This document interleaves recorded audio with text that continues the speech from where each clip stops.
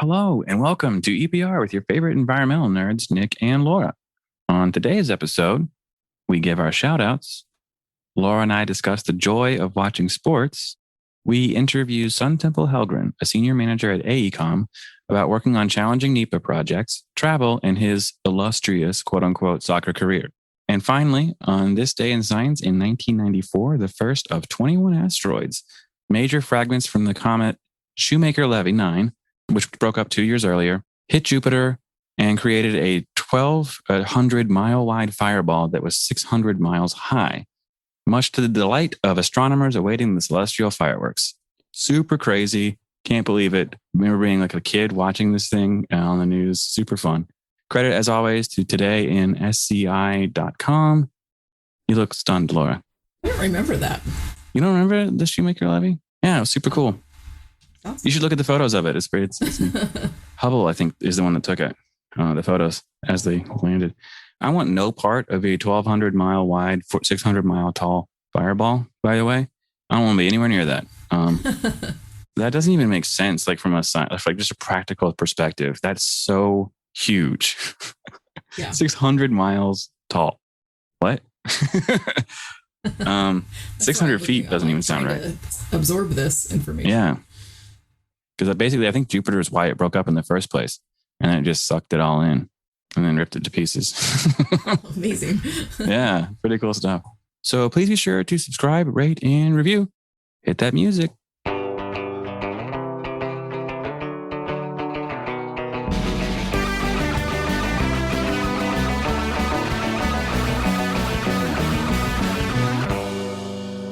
All right, our shout out for today is for NAEP's Public Involvement and Education Award, which goes to the Arizona Department for Environmental Quality, Arizona Water Watch Citizen Science Program for their program between scientists, agencies, and the public gathering information, helping to address Arizona water quality and pollution issues. Pretty cool. Yeah, awesome. Be sure to share your promotions, new jobs, professional, and project awards with us on the EPR website.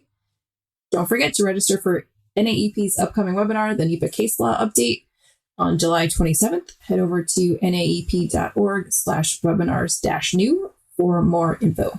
If you'd like to sponsor a future episode, head on over to environmentalprofessionalsradio.com and check out the sponsor form for more details.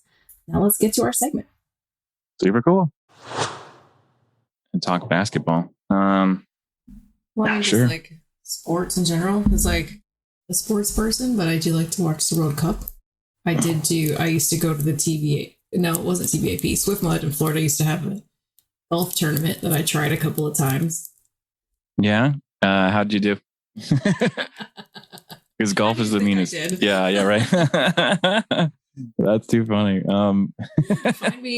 Find me the cart with the loseriest losers, and we'll be the ones who are holding everyone else back who actually wants to play. Yeah. And then going, is it my turn already? Yeah. Wow. What is this thing in my hand? Is this? Yeah. Well, golf is a top sport. Right? Yeah. Right. You basically have to say that. Yeah.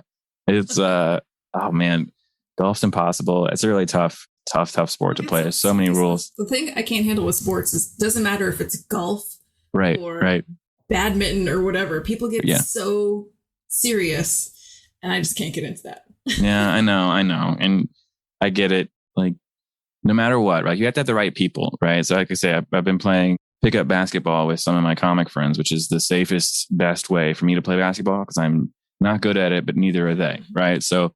We have, but even so, like you always have one person who's just a little more into it than everyone else. So as long as he's winning the games, everyone else is fine, right? But if he's not, then then it's miserable for everybody.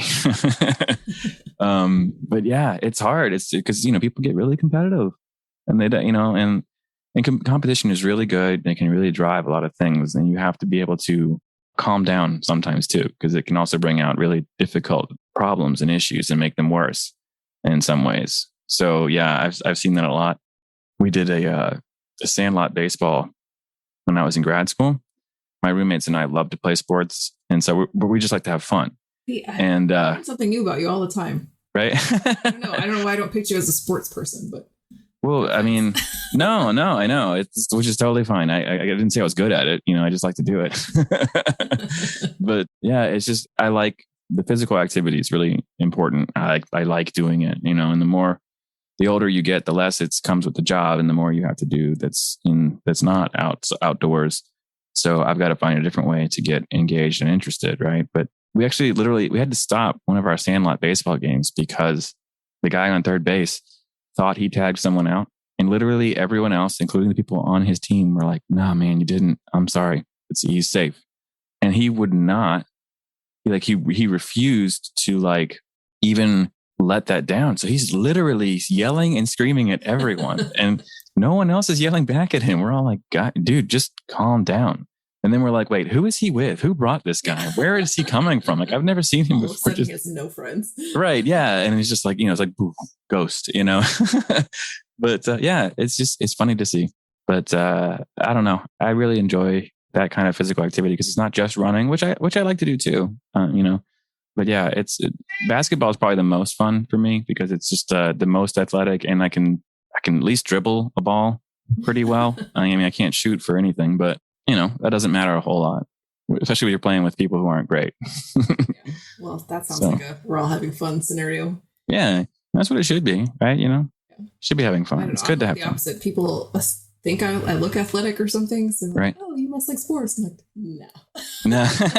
Not only do I not like sports, I'm not good at it. Yeah. My mom is clumsy. I'm clumsy. But see, that about yourself. That's okay. Yeah. And yeah. So Toby's an athletic cat, or no? Okay, he's also uncoordinated. Yeah, but I mean, like I say, I don't know. Do you see competition in other areas though? Is there other things that you like to do, or are you a competitive person? Maybe that's a different question to ask you. I think I'm not, but at the same time, I certainly am driven to do stuff, right? So I don't know. I probably would come across as a hypocrite if I said I'm not competitive at all. But right. It's not the kind of, I guess it depends on how you're motivated or how much ego you let take over. Right. Yeah. And I also have this thing where any sports I'm watching, if I'm rooting for a team, that team loses. I've long since ever gave up trying to support a team doing anything. Yeah, I know it. Right. So there's I have a bunch of friends who are Cleveland Browns fans, and they have had this, decades of abuse at their team's hands, but they won one playoff game last year and they act like they're the greatest thing that's ever happened. So yeah, I hear you, Browns fans. I hear you. We'll see what happens this year. But yeah, I mean, like I say, competition and competitiveness is good in a lot of ways, but yeah, you got to be careful. You got to because it's an emotional thing a lot of times, right? There was what is it? The World Cup, not World Cup, the Euro Cup is going on right now. Soccer. It's funny because the French just lost. They had no business losing a game. They were up 3-1 with 10 minutes to go, and just crazy how they basically gave the game away. And it's just one of those things that sports can be so cruel that way. It can be so cruel. But yeah, you've got to keep your emotions in check. It's so hard to do when you're in it, so. Yeah. And that's just, I can't relate to that too much. The most I ever really enjoyed watching sports like that. When I lived in Ireland, and we would watch soccer matches in a pub where the entire pub is watching one screen. Oh yeah. Yeah. That was pretty intense. And cool to witness. Yeah. It's a lot of fun. Yeah. Sort of watching World Cup then, and I was in Spain when they won the playoffs 2008 in Madrid, and that was I can imagine that must have been crazy, spectacular. That was so amazing. And then so I like to be part of that, but sitting and watching the game, unless there's food and beverage around, I'm going to get very bored pretty quickly. Yeah. Yeah. And you won't find me screaming and yelling at the screen or anything like that. Right. It's not happening. I have some friends who they're most of the time you would not ever think that they cared about sports, but then get them in a Red Sox game or something. And right. Yeah. Who are you? Who are you? Yeah. God. Alter ego comes out. I know, right? Yeah. My dad is one of those people. He just has to he yells at the TV regardless, tackle him, just as loud as he possibly can. He's a big dude. He's super really deep voice, just really, really loud. And so like, it's like, yeah, well, if he's going to watch the game by himself, I think, because my ears are bleeding. I can't hear anything anymore. So yeah, it's, it's too intense, you know? Well, our guest is a sports figure. I think he might at one point. Yeah. Let's build him up until you hear his story. Yeah, let's get to it. Welcome back to EPR. Today we are joined by the infamous SunTemple Helgren, a senior manager at AECOM and newly elected board member of NAEP. SunTemple, thank you for being here. Thanks for having me. Let's start off with just letting people know who you are and what you do. Can you tell us a little bit about the work that you do? Yeah, sure. Well, first off, for those that are wondering, my first name is SunTemple. I didn't get to pick it. My parents were hippies. They thought that was a good idea back in 1972. That seemed like it made sense to them. Right. So they named me SunTemple, and I've been stuck with it ever since. So let's just get that out of the way. Right. I've been a NEPA practitioner pretty much for 25 years. I started out as a draftsman, a CAD draftsman, right out of college for a small environmental firm. And I stayed working for environmental consultants, kind of progressively, taking the next step up the ladder, always kind of under the umbrella of NEPA. In the past 10 years, I've really just focused on the DoD and the Navy primarily, and managing NEPA projects and large programs for them. Awesome. That's a lot of years of experience. When I first met you, I thought you were much younger.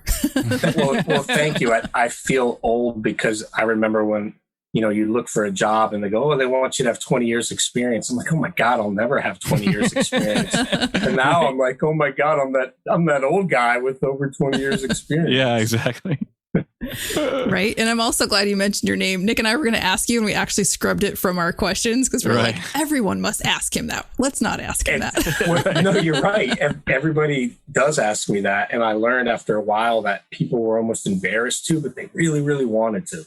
Because you'd be in a meeting or at a conference and, you do the whole, let's go around and introduce yourselves. And, I'd say my name. And then usually later on at a break or maybe that evening when people are out socializing, someone or multiple people would come up to me and go, hey, I just want to ask you about your name. So I started just, to get that out of the way, just front, hey, look, let's just, let's get that out of the way. And SunTemple, and it's a capital T. And that's just, it is what it is. That's great. You admittedly, and I say admittedly on your LinkedIn, have a reputation for having a willingness to take projects that are considered challenging or unusually controversial.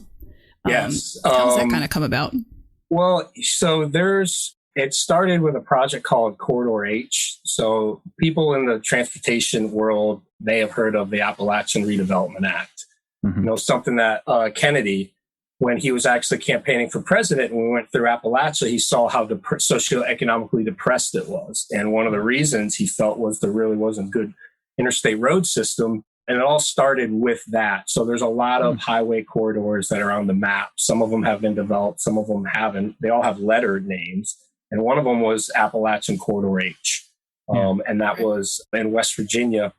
It went through 3 different federal lawsuits. It was the first project I was involved with that actually had protesters where you'd go to a public meeting and it had like an organized, protest movement, for lack of a better term. And so the project went on for years and years and years. It ended up getting segmented into individual NEPA actions instead of one big one because they determined that each segment had logical termini. So in and of themselves, each roadway segment could operate as its own project. So it got broken up into multiple EISs, had all endangered species issues. We did endangered species section 7 consultations, actual formal consultation, which, it is not something you normally get into. And it's a lot of hoops with that, with the initiation package and things with fish and wildlife, several species, one of which was flying squirrel, which at the time we spent a lot of time and money studying and trying to avoid. And a couple of years later, they determined that it was not its own species and therefore wasn't endangered.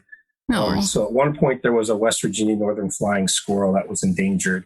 And then at one point, it was determined that it wasn't anymore.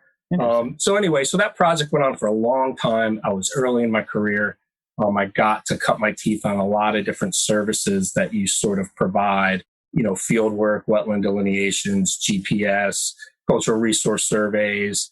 I did bat mist netting for Indiana bat. A lot of just really cool stuff that, when you're kind of starting off in your career, you kind of love and you're not really sure what you want to do when you grow up. And you're like, I'll do anything. And this project afforded, me and a lot of other people. And I worked for a company, Michael Baker, which is still around. And there's a kind of a group of us, if you will, that worked on this project for a number of years. And it was a lot of fun too, just because you were doing the things you envisioned when you picked your major, like, I'm going to be out in the middle of nowhere, I'm going to be doing field work, and we're driving down these, Forest Service roads and on these giant hunt club property lands with all these ATVs. And, sometimes the competition would be who could get the company truck, more covered in mud. And, right.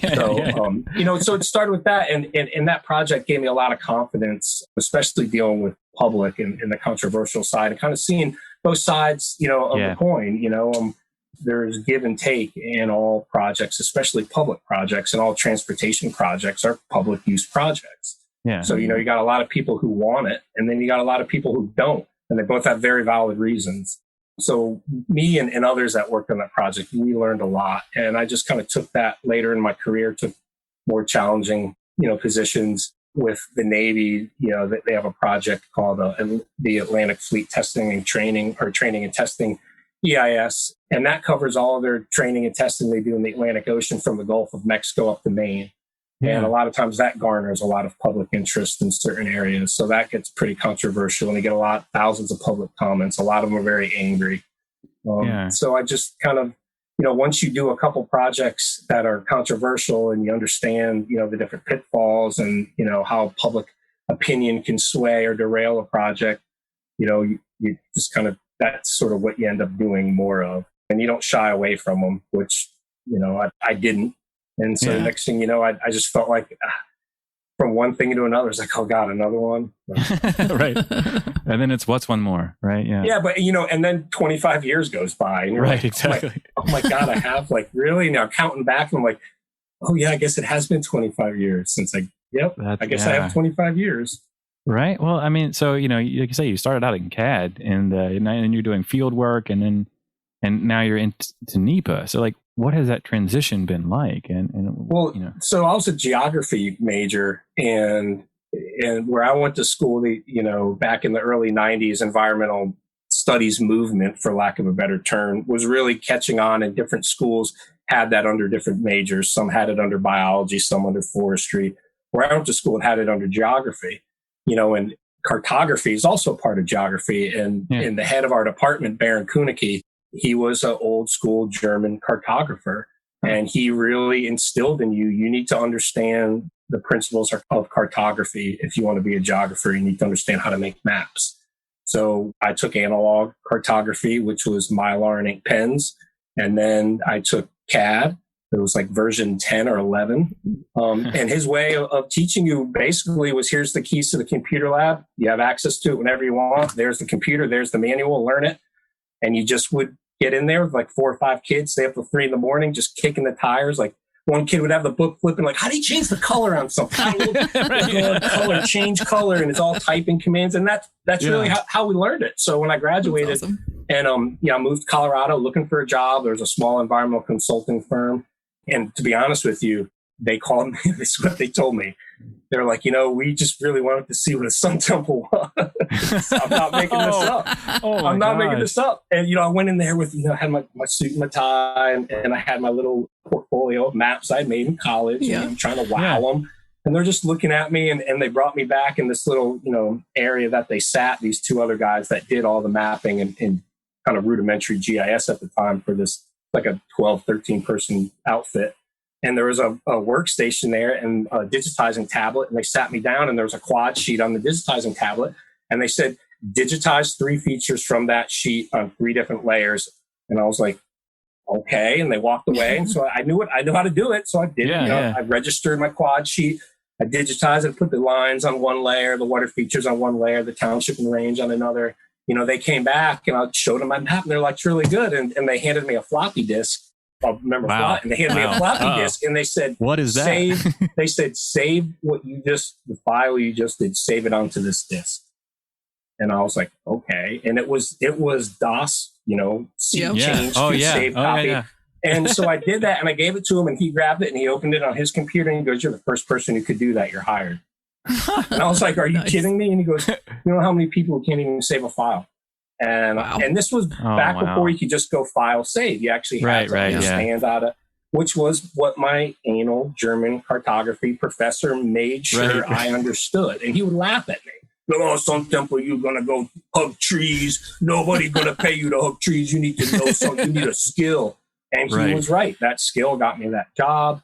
That job got me another job there. I started volunteering for whatever and anything, explained to them that actually my background wasn't GIS and cartography and computers. It was actually more environmental science, field work. And so it's, I just sort of, I never said no to anything. And, when you're young and cheap, you can get yourself on a lot of projects. And I was lucky and fortunate enough to work for a company that had a lot of large projects that needed people in the field, people doing GPS, people doing GIS, and I was young and cheap. So I got to do a lot and, just kind of parlayed that experience into, another job, and, just sort of let life sort of lead me to where I am today. And old. Yeah, we can't fight that one. No. That's awesome, though. I love how that story just kind of brings together all of the different uncertainties and things you can't control, and it just still turned out the way it was supposed to turn out, right? So sometimes I took jobs because of life. I moved back to Virginia from North Carolina, not because I found a better job. It was because we had moved to North Carolina for quote unquote your dream job, and it was a job I couldn't refuse. But after 3 years, we realized we were kind of miserable. Work isn't everything. And, we had, my daughter was 4 or 5. We just had my son, and we wanted to move back to home, basically. So I just took whatever job I could get, which was kind of a step backwards. I didn't care. I was happier, and so, sometimes you take jobs for yourself. Sometimes you take jobs for your family. Yeah. But, in the end, you just see where you wind up, and it's all meant to be. So I had the pleasure of getting to meet you in person back when we could do that, and hanging out at the Baltimore conference, I believe. Yeah, the Haunted Hotel. And that was a lot of fun, but I got to also hear some of your stories. So we'd like to hear some of your stories here today. And Nic wants me to ask you if it is true you had a gun pulled on you once. Yes, I did. Yes, at work. In Chesapeake. At work? Or no, in Suffolk, Virginia. I was working for a company, Thorne and Associates, a wetland delineation. And it was back on a big farm property.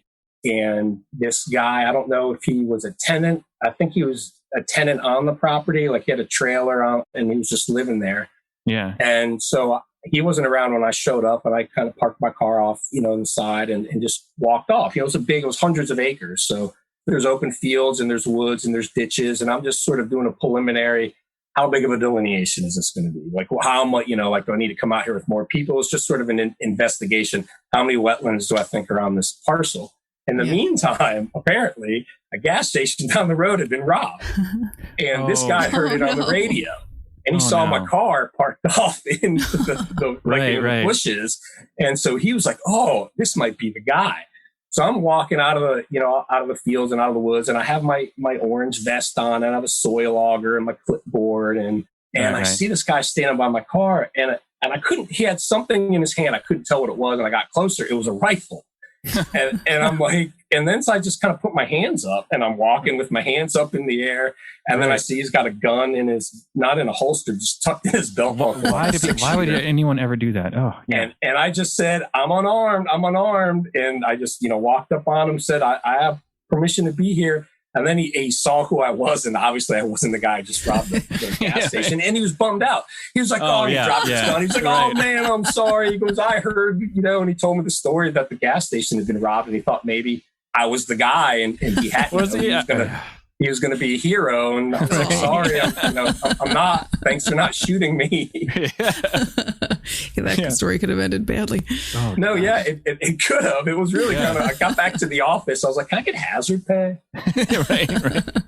Well, yeah, I mean, you talk about like controversial projects, that's kind of like when people are opposed to something like that and they, there's a concern going out in the field, for that kind of thing. Unfortunately, I don't mean anything against Walmart. People need to shop. But so I permitted the last job I did at Kinley Horn was I delineated and permitted a property for that a Walmart. And, the Walmart was going in. While I was there hanging my flags, there was protesters. There was about 6 of them on the corner with, signs, and they were pretty adamant. And they were local businesses that felt like that Walmart was going to put them out of business, and they had a point. And it was really kind of demoralizing, to be honest with you, because it kind of went against a lot of why I got into the environmental industry. And I just remember not feeling good, understanding what I was doing. And what I was doing was making sure that they had enough developable square footage on that parcel so, they could fit what they needed to fit. Yeah. So that was, and now when I drive by that, which I do often because my wife's family's in New Jersey, and we'll drive right up the Eastern Shore, and I'll drive right by the Walmart. I look at my kids and go, I permitted that Walmart. And what do your kids say back to you? What do they? They're usually have their earbuds in, and they're on their phones, and they don't even hear me. And then my wife will say, "We know you tell us that every time." They're like, "We've forgiven you. Move on." Yeah. So we like to talk about what we call field notes, but we've already been talking to you about a bunch of field stuff. But I think you mentioned working with bats. I would love to hear more about your mist netting bat experiences and So Corridor H, there was Habitat for Indiana Bat. I mean, there's a lot of bats up there, but Indiana bat was the endangered species. So that's what we were monitoring for. And what you do to mitigate for bat impacts is you monitor within the proposed corridor to determine, the likelihood that they're there. And if they are, what you do is when they're not in their, so certain bats like to live in cavities of trees, like hickory, certain tree, old crags, and they'll get up under the bark and in the cavities. So when they're in their hibernacula in the winter and they're in their caves and they're not out foraging, so they're not in the trees, you go through that corridor and you cut down all the trees that they call them PRTs, potential roost trees. So you cut down all the PRTs, so that way when you go to construct the highway, you're not going to have any bat impacts, because you got rid of their nesting habitat while they were in their hibernacula, which was cool. Anyway, while you're mist netting for them, you have to do it during a certain season, obviously while they're not in their hibernacula, and you have to do it at night, which is really cool. So you set up these mist nets in these kind of natural flight corridors. Usually want to set them up over like streams, because they'll eat the bugs that, are attracted, and then also they'll come down and take drinks of water. Or natural flight corridors in the forest, like in a path, you can kind of see like an open area in the canopy, and you'll set up your mist nets, and then you check them, every 15 minutes, and you'll catch, various species of bats. It's one of the neatest things I ever did. And I was just a helping hand. We hired a local PhD from a university that was doing research on Indiana bat, and he got to kind of do his research, but also help, provide the mist netting for us. But it was really neat. I mean, these things they're so fragile, and some of them are so small, and you can fit them in the palm of your hand. Some of them, like little pipistrelles, is a certain really small, fragile species, and they look like these little wolf heads, and they'll crawl. You can see why they sort of were inspirational for Fear, Dracula, and things like that. They're really, really wild. And so he would take samples from hair samples, saliva samples, different tissue samples. He would weigh them and measure their wingspans, and then he'd let them go. And it was cool. I did that for 3 summers in a row. I'd spend 2 weeks on, 2 weeks off, and up in the hollers of West Virginia, and you'd sit out there at night. And it was something that most people don't get to do. So we didn't have, this was back when most people didn't have cell phones. Back when I started, you didn't have cell phones. Right. And even if you did, where we were, you wouldn't have reception. Sometimes most of the times couldn't even get anything on the radio. So you just sit there and tell stories. And that's when I learned you could see satellites. And you count, because up there, you don't have the light pollution, and there's a lot of satellites that you can actually see. It's just, it's just a dot that'll just slowly go by, and we'd sit there and, count satellites and tell stories. And this guy was like 20 years older than me. So it was, different generations. And, every 10 or 15 minutes, you go check the nets. You'd have like 3 or 4 nets set up nearby.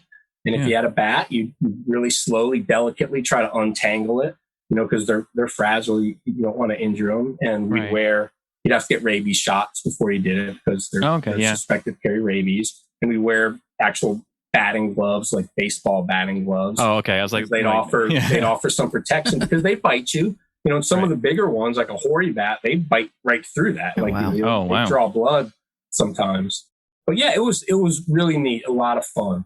And then people would always, because of where you were, kind of in the middle of nowhere, West Virginia, you would garner excitement in the local community. What are these guys doing out there catching bats? So, the locals would come check you out, and that was always kind of neat and fun. And the kids, they'd want to see what you're doing, and they'd have questions. So it was a lot of fun. And it really gave me an affinity for West Virginia. It is, that's cool. The parts that haven't been coal mined are some of the most beautiful parts of the United States. Really is. I agree. Yeah. But it's no secret that Laura and I love to travel. And our environmental careers have taken us to some really amazing places we've talked about on the show a bunch. You've also you've traveled all over the country. You've been to Guam and the Marianas. Do you have a favorite place to visit? Is that an unfair question to ask you? The favorite place I've ever been is Alaska. Yeah. I found Alaska to be what everything it's advertised to be. All the shows you see, all that's Alaska. Like you can literally drive 5 minutes outside of the city, and there's moose, there's bear. Yes. It is beautiful. I loved Alaska. I was fortunate enough to have a project in Alaska, and we got to spend a week basically driving around Alaska. We flew into Anchorage. We drove to the northernmost land crossing with Canada. It's actually with the Yukon Territory. And then we drove down through the Yukon Territory, through Canada, back into Alaska, and did those border crossings that are down by like Haines, which is, ironically enough, the Gold Rush show. The first few years when those guys were out there floundering around, the airport they would fly into was Haines, Alaska. So I was there, and we actually hired a plane to fly us over the glaciers while we're there, which was cool. Alaska was awesome. Tinian, which is this little island in the Commonwealth of Northern Marianas, and that's where the Enola Gay took off from to drop the nuclear bomb. Yeah. So that was really neat, really hard to get to. Right. And do they still have the base there? Yeah. Well, the runways are still there. Wow. They have they have it encased in like a hard plexiglass sort of historical shrine, but they have the pit that the bomb came up out of. So it's all still there. Yeah, it's amazing. And to get there, I flew to Japan, and then to Saipan, and then in Saipan you get on a little puddle jumper, and then it's like a 3-minute flight, literally 3-minute flight over to Tinian. But that's the only way to get to Tinian, unless you own a boat. Right. But it was just a really neat little island, population of, I don't know, maybe 1,400. I'm just kind of throwing that number out there. Not a lot of people, not a very big island. The whole northern, third at least of the island is leased by the U.S. military for training. So it's neat. It's wild. At one point, it was the largest military base in the world. There's over 40,000 personnel with an Army air base in World War II. And now it's pretty wild. So, but Alaska's favorite place I've ever been. Tinian, kind of the neatest, sort of most off the map place I've ever been. That's really cool. And good answers. Yeah. So too good. So if you could make them less good going forward, please. No, but like I say, we also really this one's going to be good too, though. No, I know. We already know in advance. But we love to hear about hobbies that we have outside of the environmental profession as well. And, we've been told that you have an illustrious soccer, I'm going to put this in air quotes, career. So what's the truth? What's the truth behind that story, and what got you into this sport?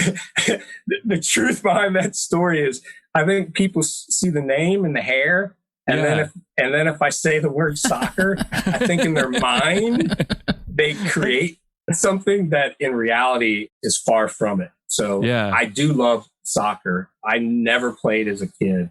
My affinity for soccer was born when we hosted the World Cup when I was in college in the 90s. Yeah. And when I was in college as a freshman, one of my roommates was a soccer player for our team, who is still a good friend, who actually now is the head coach of our team.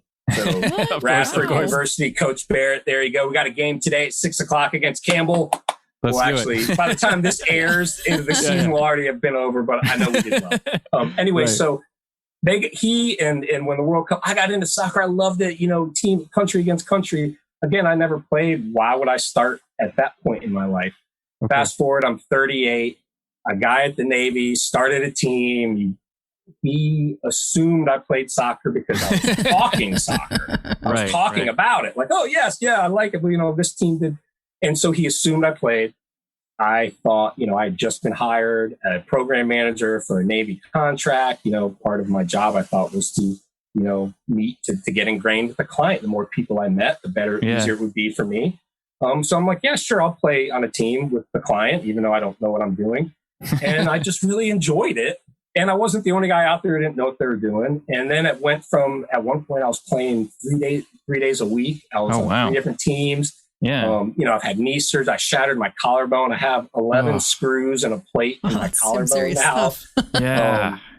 So I played hardcore from when I was 38 until just last summer. I'm 48. And I want to play again, but I actually need to get my hip replaced. Oh my gosh.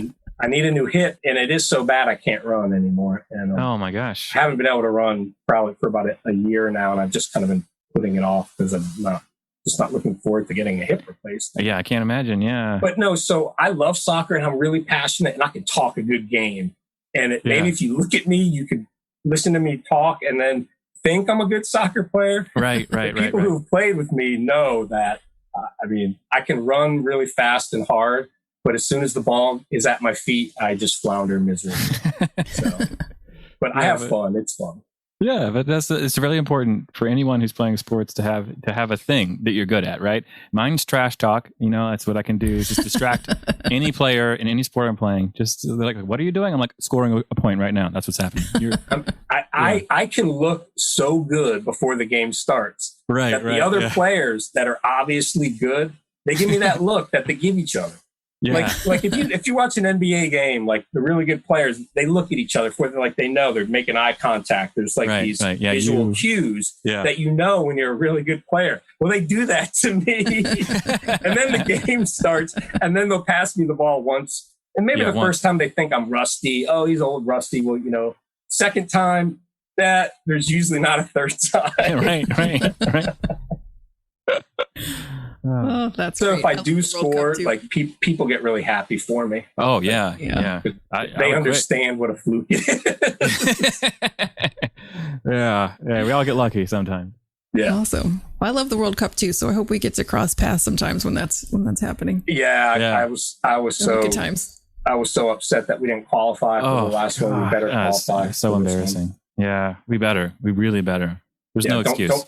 No, really, there is no excuse. 20 years ago on my honeymoon, I got in an argument with some Brits in the Dominican Republic, and I swore to them within 8 years we would be in the World Cup final, and they laughed at me. Right. And they were right. It's been 20 years later, they were right. I had so much confidence back then. Oh, but just remember, England, that you own gold yourself out of a loss to the United States. I'm just saying. Yeah. We beat them. It says 1-0. Doesn't matter how we scored the goal. Oh, I know. I remember. Yeah, right. The worst goalie. Yeah, he caught it, and then it just they just let it go. Yeah. It still counts. Hey, I coached soccer for a while, and I would tell my kids a goal is a goal. Yeah, it doesn't matter how it went in. Nobody's going to remember. They just remember the score. Goal is a goal. Goal's a goal.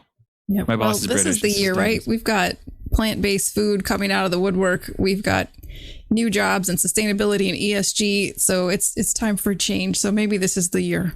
This is the year for soccer. Yeah. It's a different world.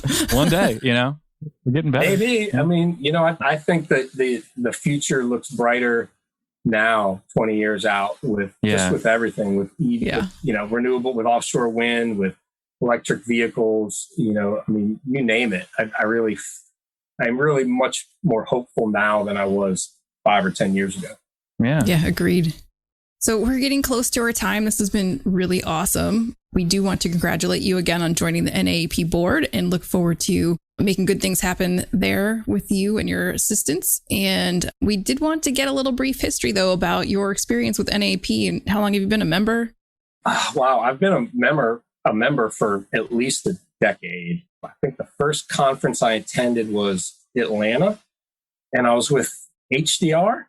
And I can't remember. I want to say that was 2009, but I might be wrong about that. Yeah, it was actually it was 2010 because that's how I got my first job. Is that conference helped me get a job? So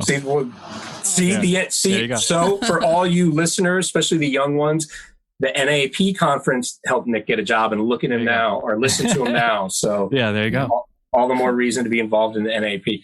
I will espouse what a great organization NAEP is to anyone and everyone. For one, it is the only professional organization for environmental people that is not pigeonholed to one specific thing.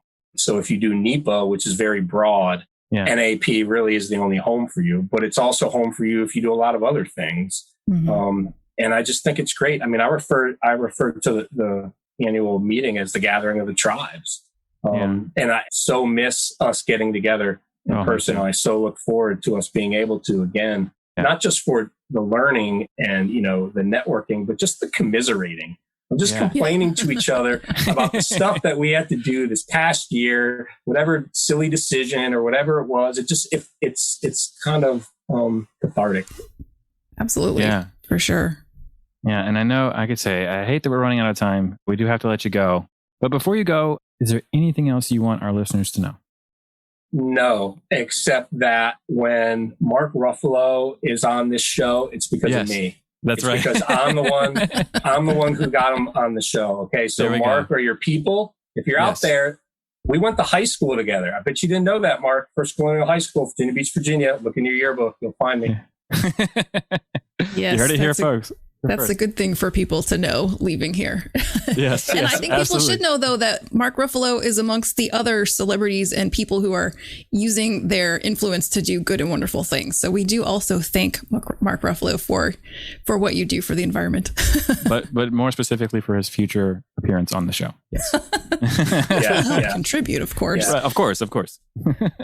And I just want to thank the two of you again. I think this show's amazing. Both of you are amazing. And thank you for what you're doing for NAEP. No, thank you. Yeah, thank you. All right. We'll say goodbye to you for now, but we'll see you again soon, I hope. And that's our show. I want to thank SunTemple for his time today. It was really fun getting to know him a little bit better. And thank you guys for listening so much. You can catch us this and every Friday, and we'll see you again next time. Bye.